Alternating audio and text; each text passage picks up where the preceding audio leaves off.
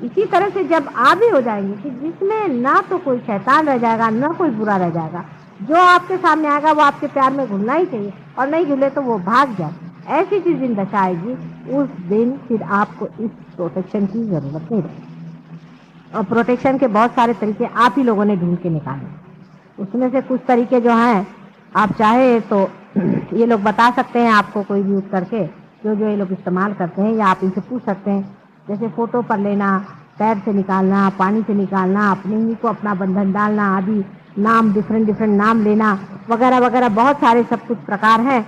उसके मामले में आप चाहें तो इन लोगों से अगर बात करें तो ये लोग सब बता सकते हैं। लेकिन रियलाइज आदमी को ध्यान में आते वक्त पहले बैठ करके देखना चाहिए कि माता जी से जो आ रहा है उसमें कहीं हमारी कोई पकड़ है, हमें वाइब्रेशन आ रहे हैं नहीं। अगर वाइब्रेशन रुक गए तो उसको निकालना चाहिए।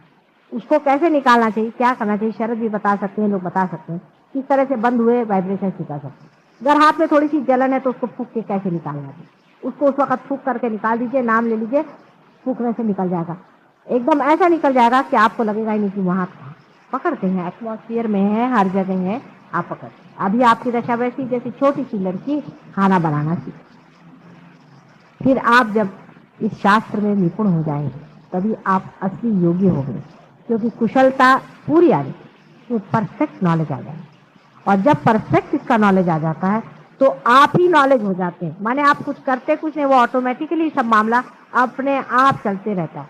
जैसे कि ये अगर परफेक्ट हो जाए और इसमें से मेरी आवाज अगर परफेक्ट अंदर जा रही तो इसको कुछ नहीं करना पड़ता है, कुछ जानना नहीं पड़ता है, सीधे ही सारा की सारा रिकॉर्ड हो, क्योंकि बोलने वाला और करने वाला और सबको संभालने वाला पालनहार परमात्मा सबके सर पे मंडरा।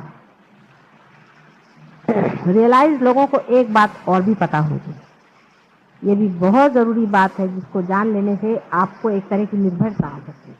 हर एक रियलाइज आदमी के ऊपर में देवता मंडराते हैं, जैसे किसी भी कहते हैं दुष्ट आदमी के ऊपर में भूत मंडराते हैं, वैसे ही बहुत लालायित हैं सारे देवता लोग उन लोगों की मदद करने के लिए जो रियलाइज है। उनको सुगंध आती है और वो बराबर उनके आसपास मंडराते हैं। आप में से जिन लोगों ने इसका अनुभव लिया होगा, अभी वही बता रही थी उस दिन कि उनके देवर पे बाधा थी, उनसे भूत की बाधा थी, और 3:30 बजे करीब उनकी तबीयत बहुत खराब हो गई और वो लगे चिल्लाने चीखने, बाहर भी आदमी चिल्लाने चीखने लग गया। और उसके बाद में कहने लगी इतनी गंदगी अंदर आई, इतनी बदबू अंदर में आई कि समझ नहीं आप क्या करें। उसके बाद इन लोगों ने नाम लेना शुरू कर दिया और उसको वाइब्रेशन देना शुरू कर दी, और जैसे ही वो ठंडे पड़े वैसे खुशबू आना शुरू हो गई बहुत जोरों में, और वो एकदम ठंडे। आपको भी कितनों ही लोगों को ध्यान में पार होने से पहले या बाद में भी बहुत बार सुगंध आती है। तो चैतन्य सुगंध युक्त है, चैतन्य बहुत सुगंध युक्त है और अत्यंत आह्लाददायी है, इसी से आपको सुगंध दिया था। तो जितना कुछ दुर्गंध है वो अपने आप गिर सकता है अगर आप अपनी ध्यान की दशा ठीक है, माने आप अपने को स्थिर कर। इसमें कोई बुरा मानने की बात नहीं। आपने देखा शरद हैं, हम कहते हैं शरद काफी ऊंचे हैं, मोदी हैं बहुत ऊंचे हैं, ये ऊंचे हैं, देवड़े हैं, चंदू भाई हैं, आदि बहुत सारे लोग हैं। आप जानते हैं श्रॉफ साहब भी आगे चले गए, अपने लाल साहब आगे चले गए, बहुत से लोग आगे चले गए, उनके नाम लो तो मेरे ख्याल से कि अधिकतर सभी लोग आगे चले गए। और तो भी सब लोग पकड़ते ही हैं थोड़ा बहुत, किस किस का नाम लेंगे, सभी लोग थोड़ा थोड़ा पकड़ लेते। शरद ने अभी पकड़ लिया था पूरी तरह से, 3 दिन पहले उन्होंने बहुत बुरी तरह से पकड़ लिया था। ठीक है, पकड़ लिया तो पकड़ लिया, लेकिन समझ में आ रहा है कि पकड़े हैं इसकी हालत हो रही है, पकड़ गए ये समझ में आ रहा है। उसको निकाल डालना बहुत आसान है, रियलाइज आदमी के लिए तो बहुत ही आसान। उसको किसी तरह से निकाल डालना चाहिए। वो कैसे निकालना चाहिए, क्या करना चाहिए, उसकी क्या क्या विधियां हैं, ये लोग सब जानते हैं और अपने ऊपर एक्सपेरिमेंट तरह तरह। इसको समुद्र में खड़े होकर के भी निकाल सकते हैं। बहुत से पहले रियलाइज लोग जाके पानी में बैठ जाते, सच्ची बात, क्योंकि बेचारे इतने परेशान होते थे, उनकी उंगलियां जलने लगती थी। तो यहाँ गगन बावड़ा महाराज है, तो वो जब पार हो गए तो उसके बाद वो पानी में बैठते उनकी उंगलियां जो जल करके छोटी छोटी हो गई उनमें क्यूरेटिव पावर तो आ गए थे, लेकिन उनको ये नहीं मालूम कि उनकी उंगलियां क्यों जल जल के छोटी हो गई। उनकी उंगलियां जल जल के इसलिए छोटी हो गई क्योंकि आप जानते हैं आपके भी हाथ जलते रहते हैं। अब बेचारों को पता ही नहीं था, बम्बई शहर में वो अब आते ही नहीं आते, क्योंकि बम्बई शहर में इतने हाथ जलते हैं उनके हाथ बहुत ज्यादा जलते होंगे, अब उनको पता नहीं था कि किस तरह से इसको ठीक करो, तो बेचारे जा करके वहाँ बैठ गए, विशाल गढ़ा रहती, हाँ वहाँ जाके बैठ गए और वो पानी में बैठे रहते हैं। क्योंकि अब आपको तो कोई बताने वाला है, कोई जानकार समझाने वाला है कि हाथ जल रहे, कोई हर्ज नहीं, इस तरह से निकाल डालो, अपने हाथ बचे। हमारे देवड़े साहब के हाथ 2-4 लोगों से ऐसे बुरी तरह से जले थे कि वो तो किसी किसी को देख के बिल्कुल नर्वस हो जाते हैं माता जी। इनसे कल वो दाढ़ी वाले जो आए थे उनको देखते साथ उनके दोनों हाथ आकाश में घूमने लगे। तो आप चीज को सोच लीजिए कि आपको कोई बताने वाला, समझाने वाला है कि रियलाइजेशन के बाद कितनी डेंजरस रास्ता है। कोई भी आपको पकड़ सकता है, आप बिल्कुल छोटे से बच्चे हैं बिल्कुल, और ऐसे छोटे से बच्चे बहुत जरूरी है कि अपनी स्थिति जो है उसको संभाले रखें।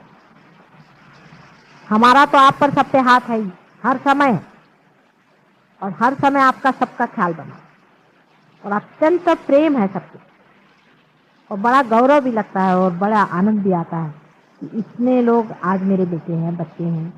बड़ी गौरव की बात है माँ के लिए और पा में। लेकिन जो पाया हुआ है वो छोटी छोटी चीजों पे मत छोड़ो।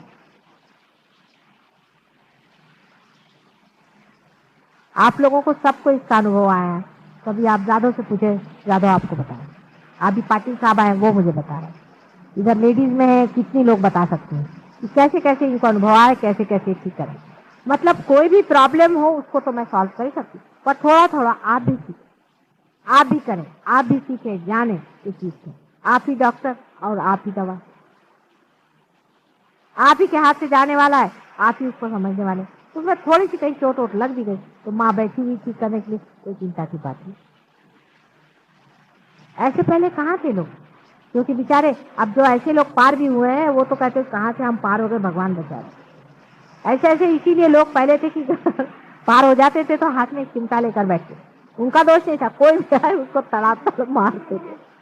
कोई घर जलाने वाला आता था जिसकी तरफ से ऐसी गरम गरम वाफ आती थी तो उसको लेकर चिमटे से मारते थे, तो उनको चिमटे वाला बाबा कहते थे। हमने अपने बचपन में देखे ऐसे, मैं देख के हैरान हूँ कि जो है उसको चिमटे से मारे, जिसको देखो उसको, मुझे बड़े प्यार से बुला रहे थे, तो मैंने कभी चिमटे उमटे से मार इसके पास कौन जाए। तो उसकी वजह यह है कि इन लोग को बताने वाला और समझाने वाला कोई था ही नहीं।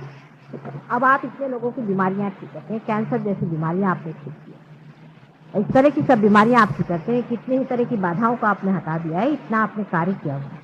जरूरी है कि उसमें आपको कुछ न कुछ पकड़ेगा ही, लेकिन उसका इलाज, उसका भी दवाखाना है, आपका भी दवाखाना है, और आपको बताने वाला भी बैठा है और सब बारीकी समझाने वाला बैठा है, तो डरने की ऐसी कोई बात।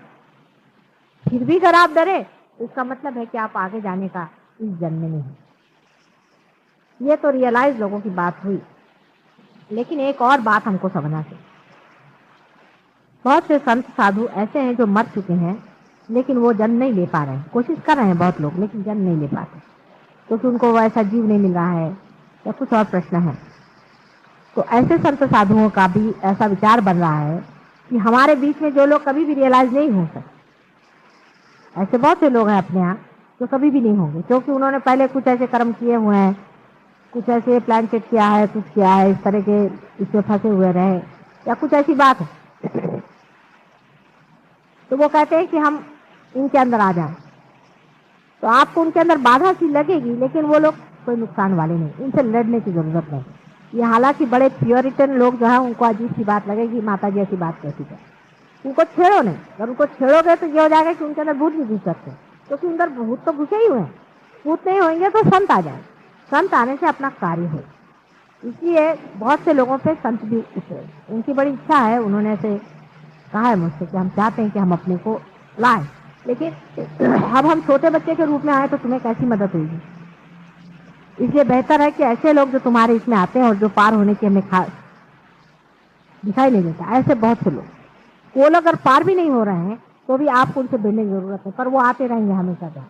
वो 4 साल आएंगे नहीं 6 साल आएंगे, वो 10 साल भी आए, कोई है उनसे भिड़ना। आ रहे हैं बैठने दो, आपको मालूम है पार नहीं है, जो एक बार पार हो गया वो तो पार होता रहेगा, लेकिन जो हुआ ही नहीं पार और डावाडोल चल रहा है उससे भिड़ने की जरूरत है। ये आज आपको मैं एक सीक्रेट बात, उन पे भी संत ही लोग काम कर, क्योंकि बगैर उसके काम नहीं बन रहा। भूत बाधा जो है उसको भगाने के लिए संती लोग काम करेंगे, क्योंकि आप लोगों को तो वो दिखाई नहीं देता, आप तो उस परलोक में तो जा नहीं सकते, तो उन्हीं को ये कार्य करने दीजिए। तो वो लोग कहते हैं कि हम आकर के इस पे कार्यान्वित रहेंगे और आपके कार्य को हम बढ़ाएंगे। वो आप तो किसी को ठीक नहीं करेंगे, कुछ नहीं करेंगे, पर वो इस तरह का कार्य करेंगे कि वो दूसरों के साथ में, जैसे ऐसे लोग हैं वो ज्यादा भाषा प्रवण होंगे, वो बोलेंगे अच्छे, लोगों को खींच करके लाएंगे, बहुत से और लोगों को लाएंगे जिनको आना। ऐसे हमारे पास में एक साहब थे, उन्होंने हमारे ऊपर आर्टिकल भी लिखा था, पर वो कुछ ज्यादा ही बिचकाए गए तो वो भाग गए। उनको कभी पार नहीं होने वाले, उन पर एक दूसरे पर आ गए, उन्होंने कहा कि चलो लिखो इनके ऊपर, तो वो लिखने लगे हमारे ऊपर। फिर उसके बाद में वो जरा कुछ बेचारे इसलिए चक्कर में फंस गए कि वहां पर दूसरा ही रंग चल गया, तो वो उसी में फंस। तो ऐसे लोगों को बचाना चाहिए, उनको संतों के साथ रखो, कम से कम सदाचार में रहेंगे और अपने यहाँ आने से उनके ऊपर कभी भूत बाधा नहीं आएगी, उनको शारीरिक पीड़ा नहीं होगी, उनको मानसिक पीड़ा नहीं होगी, उनकी बुद्धि सरेगी, क्योंकि संत किसी को सताते हैं, इसलिए उनके अंदर संत ही लोग आए। लेकिन जो महंत है वो भी आपके ऊपर मंडरा रहे हैं, वो आपकी मदद वो भी आपकी मदद कर रहे हैं, वो आपको बहुत सारी बातों से बचाएंगे और आपको संभालेंगे। आपके शारीरिक, मानसिक, बौद्धिक प्रोटेक्शन रहेगा, आपके संसार की जो काम है उसको देखेगा, आपके घर द्वार का जो काम है वो देखेगा, आपके बाल बच्चों को संभालेंगे, ये सब वो लोग करेंगे। लेकिन आप लोग अपने को पूरी तरह से परमात्मा में समझ, बहुत बड़ी आप पे जिम्मेदारी है। आज मैं चाह रही थी कि अगर किसी को कोई प्रश्न हो, कुछ डिस्कशन करना हो तो वो करें। दूसरे श्रॉफ साहब ने मुझे बहुत अच्छे, और आप लोग बागीचे में जैसे गार्डनर होते हैं उस तरह से आपको इस बागीचे को कैसे, आपको इस बागीचे में कैसे रखना है, उसको किस तरह से ठीक लगाना है, कैसे चलाना है, वो सब आपको सोचना है। वो आप सोच करके आप उसका बताएं कि कैसे। उन्होंने एक जो बात कही वो ठीक है, वो कह रहे थे कि अगर हम लोगों ने रियलाइजेशन दिया और उसके बाद हमने फॉलो अप नहीं किया तो रियलाइजेशन हो जाता, ये बात है। अगर हम लोगों ने अपनी जो रियलाइजेशन की जो देने पर भी उसको अगर हमने फॉलो अप नहीं किया, उनको प्रोटेक्ट नहीं किया, उनको आगे हम बढ़ाते नहीं रहे, उनका हमने ख्याल नहीं किया, तो हो सकता है कि उनका जो रियलाइजेशन है वो खो सकता और फिर बहुत देर बाद जागेगा जब तक उनको परेशानी रहे। इसलिए सबको इसमें समेटे रहना है और सबको हर महीने एक बार तो भी मिलना चाहिए। हर एक रियलाइज आदमी को हर महीने एक बार तो भी मिलना चाहिए। वो ऐसा आप बना लीजिए कि हर महीने में एक बार सबके पास में चिट्ठी जाए, या कोई ऐसा न्यूज़पेपर बना लीजिए कि जिसको सब लोग पढ़ते हो, उसमें एक महीने के लिए वहाँ पर दिया जाए जहाँ पैसा न लगे। पैसा आप लोग कहीं भी मत दें और ना किसी से आप पैसे के मामले में पढ़िए ना। आश्रम भी बनाने के लिए जो गवर्नमेंट जमीन भी देगी उसमें भी कभी इस तरह से विचार ना करें कि अब उसमें आप सब्जी लगाइए फिर आप सब्जी बेच रहे हैं। ये सब धंधे करने की कोई जरूरत नहीं। हम लोगों को पैसा नहीं कमाना है। आज आपने पढ़ा होगा कि वो चेयरमैन स्टेट बैंक का क्या हाल है, वो आश्रम में गए, 90 लाख उसको दिया, 20 लाख उसको दिया, वहाँ फर्नीचर बन रहा है। फर्नीचर बनाने का क्या आश्रम में काम करने का होता है? अक्ल लगाइए। आप मेहरबानी से अपने इसमें फर्नीचर बनाकर उसको बेचिएगा नहीं तो कल देखिएगा कि हमारे पीछे लोग फर्नीचर बना रहे हैं, कोई जरूरत नहीं। वहाँ पे आपको मना आया तो आप गार्डनिंग करना, नहीं तो गार्डनर रख लेना। ये सब काम करने के लिए बहुत से लोग, आप लोग को विशेष काम के लिए आप ध्यान में और चैतन्य पे और दूसरों के दुख दूर करने में, उनको चैतन्य देने में, उनको जागृति देने में, उनको पार कराने में सौलभ है। और पैसा जहाँ तक है दूर रखें। पैसे के मामले में बिल्कुल आप लोग मत कि पैसा और वो पैसे का इंतजाम होना चाहिए और इतना इतना रुपया लो और उसका हिसाब किताब रखो, कोई बात। चैतन्य का और पैसे का हिसाब किताब आपने जोड़ दिया तो आप पकड़ जाएंगे हमेशा। इसलिए पैसा और परमात्मा, इसका बिल्कुल कोई संबंध। कोई आपको मुफ्त में जगह देता है, भले नहीं देता है कोई बात नहीं, सब परमात्मा की जगह। आप अगर कहीं बैठे हुए हैं, किसी ने आपको जगह दे दी तो परमात्मा का आदमी था, उसको दी, नहीं दी भला। जगह से कोई भी मनुष्य परमात्मा नहीं है। आश्रम बहुत से बने हुए हैं, आज आपने को आश्रम नहीं बना, इसलिए उधर कोई भी दृष्टि न लगा। मेहरबानी से अपनी दृष्टि उधर न लगाएं कि आश्रम में हम ये करेंगे वो करेंगे और आश्रम में हम बिजनेस करेंगे। मैं ये चीज कभी चलने नहीं दूंगी। और जब मैं देखूंगी कि आप लोग इस धंधे में फंसे तो मेरे बस का आप लोग नहीं, फिर मैं आपको बिल्कुल छोड़। बिजनेस आपको बिल्कुल नहीं करना है किसी भी तरह। पैसा भी आपको इकट्ठा नहीं करना किसी भी तरह, कोई सी भी चीज से। कि एक साहब थे वो मुझसे कहने लगे कि मैं आपको फोटो बेचूंगा, फिर उनका मैं उसके आश्रम को पैसे दूँ। मैंने कहा कौन सा आश्रम, किसको पैसे दे?